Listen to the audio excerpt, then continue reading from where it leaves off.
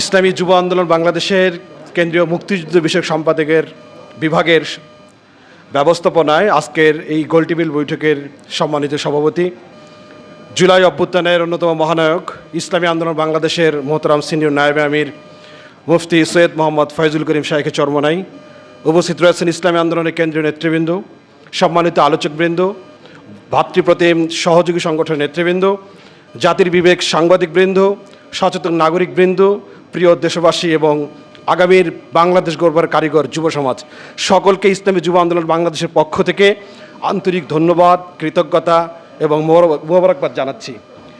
আমরা আজকের যে টপিকসটা নির্ধারণ করেছি 47, 71, 24, প্রতিটি স্বাধীনতার পর আমরা হতাশ। 47-এর পরে হতাশ হয়েছি, 71-এর পর হতাশ হয়েছি, 24-এর পরে আমরা একটা হতাশাবার মধ্য দিয়ে আমরা আবর্তিত হচ্ছি। এই মুহূর্তে আগামীর বাংলাদেশ বিনির্মাণে আমাদের কী করণীয়, সম্মানিত আলোচকবৃন্দ আলোচনা করেছেন। মহতারাম প্রধান অতিথি এ ব্যাপারে আমাদেরকে সবশেষ গাইডলাইন দিবেন।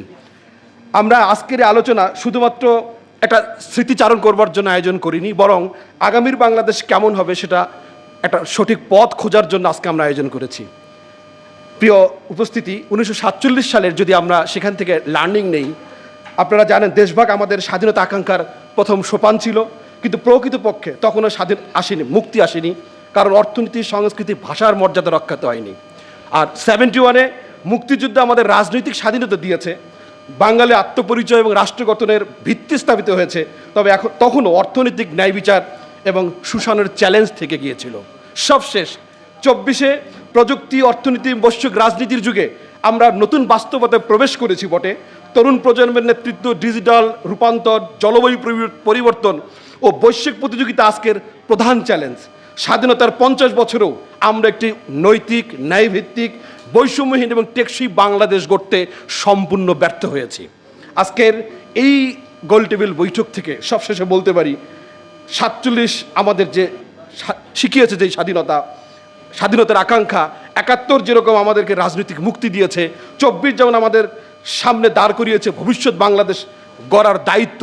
সুতরাং আগামীর বাংলাদেশ গড়বার জন্য যারা মানবিক, যারা মানুষের উপর দয়া হয়ে কাজ করেন, যেই সংগঠনের নেতাকর্মীরা, যাদের বৈষম্যহীন সকল আন্দোলন সংগ্রামে অক্লান্ত অবদান রয়েছে এবং উন্নত বাংলাদেশ গড়বার জন্য, যারা উন্নত নাগরিক গড়বার জন্য সারা বাংলাদেশে প্রাণান্তকর চেষ্টা করে যাচ্ছেন, বাংলাদেশের আগামীর যুব সমাজ, সচেতন নাগরিক বিন্দু, দেশবাসীকে আগামীর বাংলাদেশ গড়বার দায়িত্ব তাদের হাতে দেবার উদাত্ত আহ্বান জানিয়ে আমার সমাপনী বক্তব্য শেষ করছি।